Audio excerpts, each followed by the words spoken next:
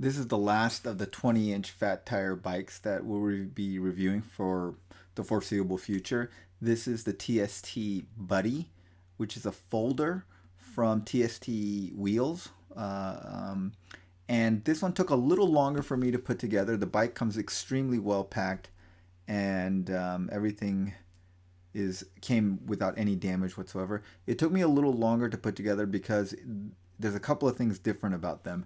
Their headset is a little different, which took me a couple of minutes to figure out how to do, and then you have to attach the kickstand to it, and then you have to attach the rear derailleur guard, which most of the previous bikes came with those things already attached. Everything else is pretty much the same. You put it on the front wheel, and you put on the front fender, and you attach the handlebar to the headset. So that part's all the same. Just took a little while longer because of 3 extra steps on this bike. But anyway, it was pretty easy to put together. I think it took me about 30-40 minutes to put this thing together.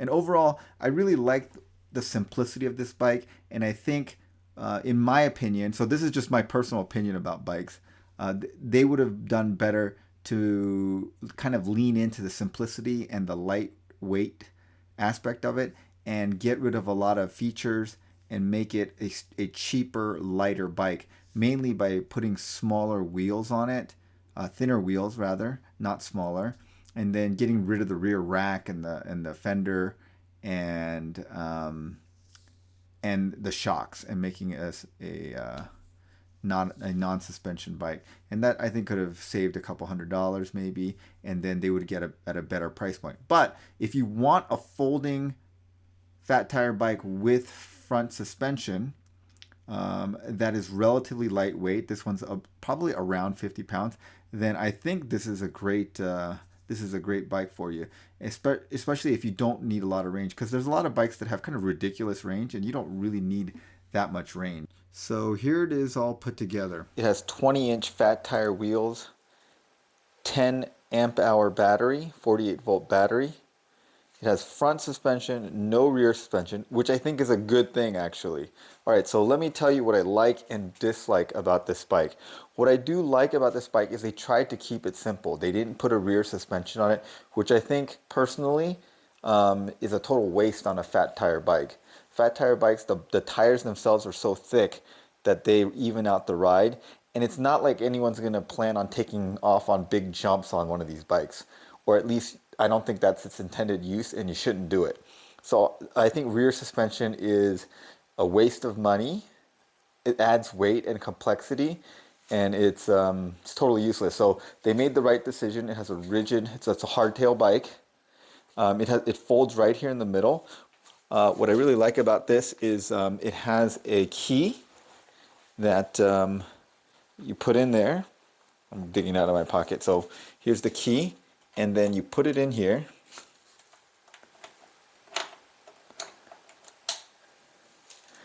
So in this position, it will turn on. In this position, if you take it out, it will not turn on. And then, I'll show you here. This is how you unlock the bike to fold it. If you open this up, the battery is in here. But the battery does not come out because of this tab here. But if you turn this all the way, then you can pull it out and the battery will come out. So the key both turns on the bike and locks and unlocks the battery from the inside. Okay, so once the key is in, you can turn it on.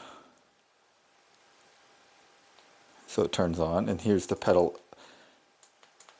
The levels of pedal assist. It goes from 0 to 5.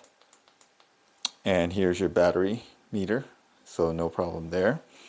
So yeah, so it's a simple bike, and I like this. I haven't seen this on any of their bikes, but there's a place to put a bottle cage here. That's very useful if you want to carry a bottle on your bike. Other than that, fairly simple folder. You can adjust the height of the handlebar right here, but you can't adjust it very far. You can only adjust it maybe 2-3 inches because the cables, they get tense if you take it too much higher than this. But It's a very upright position, which I personally don't like, but I know a lot of people like an upright position on their bike. I prefer the handlebars to be much lower than this, but this is low enough that it's about waist high when you walk with it, so it's comfortable to walk the bike with the handlebars in this position. Some of the other bikes, like the Angway Pro, the handlebar is much too high, and it's very uncomfortable to walk around with it because it's up so high, and it makes for a really upright position, which is extremely uncomfortable for me. All right, so what I don't like about it in particular is it has mechanical disc brakes, which are okay and they work fine. The bike stops no problem, but the modulation is just not as good as hydraulic brakes. But then at this price point, I don't know that I would expect hydraulic brakes. These lights are quite small, but actually they're very bright, so don't let the size of it fool you. What I wish they would have done is hooked up to the lights to the rear and made this bright. That would make it a little bit safer for night riding, but this is just a reflector. There is no rear light on this bike, so I wish they would have attached a rear wheel on this bike. The folding mechanism here is kind of the older folding mechanism that you've seen on some older folders. You pull this up, and hold on, pull this down. Sorry, I'm going to put this down for a second. Okay, so it takes me 2 hands to do it, but then you push that down, and then this folds over like this. And then what you'll notice here is when I was building this bike, I was a little confused by this, but this is the older threaded headset design. So you tighten this Allen wrench down to lock the position of the handlebars. Otherwise, it moves freely from the front wheel. So it's an older design of the headset, and that's a threaded headset. Okay, so that's fine. Threaded headsets worked well for many, many years. It's just an older design. If you're not used to it, then you won't know how to assemble this. And it took me a little longer to figure out how to assemble this. Extra 5 minutes to figure out it was a threaded headset. The front fork does not have any tensioning or adjustment or lockout, which I think is fine. And honestly, I wish they would have just gotten rid of front shocks. I wish that this was a rigid front fork, and that would have made the bike better in my opinion. Everything else is great. The pedals are comfortable, they fold, and this is one of the few bikes that actually functions as a folder. The other folder bikes that I've reviewed are just too big, and even in a folded position they take up too much space to be loaded in anything other than an SUV, van, or truck.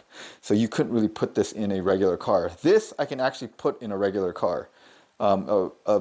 A full-size car, not a small car, but I can fit it in the trunk of a sedan, which is pretty impressive. So it actually works as a folder. And what would have made this better for me is if they would have just leaned into the simplicity of it, made it a rigid fork, made it maybe 2-inch tires instead of these 4-inch fat tires, and that would have made it a lot lighter. And that would make it a lot more compact and be better.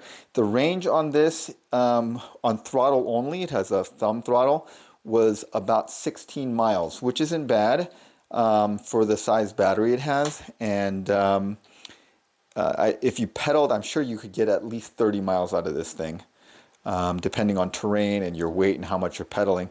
But just on throttle only, at maximum pedal assist, in very hilly terrain, it got about 16 miles, very respectable. Okay, when it comes, it's locked at 20 miles per hour, but there's a way to unlock. Okay, this is how to unlock the speed on TST e-bikes. You hold down this and push the plus, minus, and the power button at once. Okay, then you'll get to this. Then you press plus and minus at the same time. Then you see this P1. Press the headlight button to P3. It'll be initially set at 0. That means that it's speed locked. If you set it at 1, now it's speed unlocked. And that's it. Now this is one of the few folding bikes that we got that you can actually fold and put into the back of a sedan. I have a Honda Clarity. It has a fairly big trunk, but none of the other bikes will fit in this trunk. And they are folding bikes, but it really requires you to have an SUV or a van or a truck to make it fit. But this one, here I am folding it. You just fold down the handlebar headset, and then you push down the seat, and then it folds in half, and then it's pretty heavy. I'm pretty weak, but It weighs probably like 55 pounds or something, and it's a little bit difficult to maneuver in there, but it actually does fit into the trunk of a standard size sedan, which if that's the kind of vehicle you have, then this will fit in there. It'll definitely fit in an Aptera, no problem whatsoever. It's a little heavy, so you'd have to scoot it in from the back quite a bit, but I think that wouldn't be much of an issue. And there's a little space in there. You could probably fit two of these things in an Aptera. Okay, so it rides pretty well. Like all fat tire bikes, they are very comfortable to ride because the tires are so big. On a downhill like this, you can see on the speedometer, and I checked this with my phone GPS, the speedometer is accurate on this. It's going about 29 miles per hour, so it pushes you to about 29 miles per hour. On the flats, you'll see that it goes in the mid 20s, like 23 to 25 miles per hour on throttle only. But if you pedaled a little bit, it would definitely go up to 25. Now, it's not geared in a way that 35 miles per hour is super comfortable. I mean, 30 miles per hour is very comfortable to pedal. So it should be geared a little higher if you wanted to do that. And that's one of my other kind of pet peeves about these fat tire bikes is that they don't really encourage people to pedal because they're so heavy that you really rely on the motor to do much of the work. And it's not geared in a way that you can comfortably go its maximum speed. And then has all these gears that you're probably not going to use. These low gears, you almost never use them on these bikes because when you're going up a hill, you want to go fast. You have a motor, so why not go fast? And so I never end up using any of the gears other than the highest gear. Now, the battery did run out on one of my commutes on this bike, and I ended up having to pedal it up a hill, which is extremely difficult because it has ridiculous rolling resistance and it's very heavy. So the combination of two makes it so that when you run out of batteries completely, you are going to be using the lower gears and pedaling pretty hard to not go very fast. Okay, so yeah, you see here it's going about 24 miles per hour. This is a flat area. But anyways, going back to the running out of the batteries, um, you have to pedal pretty hard and going up a hill. I was going like 6 or 7 miles per hour. It was pretty painful. But the good thing about this bike is that when it goes to zero, the engine doesn't completely cut out on you.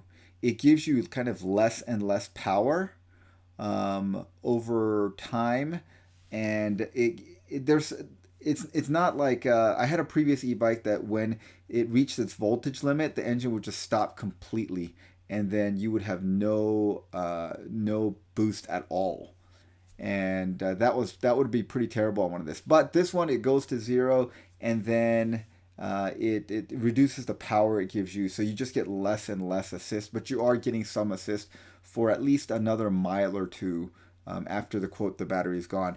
And the way that most of these e-bikes, the way that their battery management works, I think it's by residual voltage.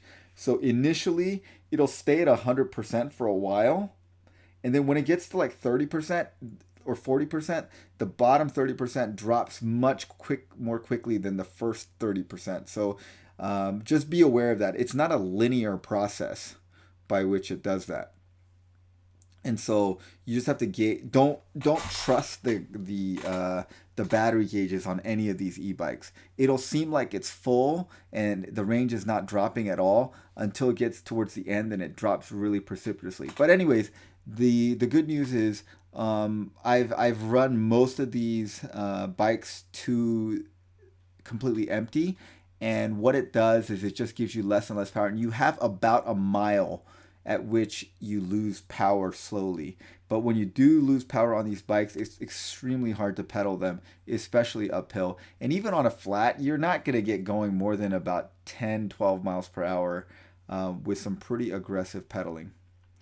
Okay, I mean, this is like one of my favorite parts of commuting by bike is watching here you go, it's like 31 miles per hour when you're going downhill, but watching the sunrise come over the mountains is pretty awesome.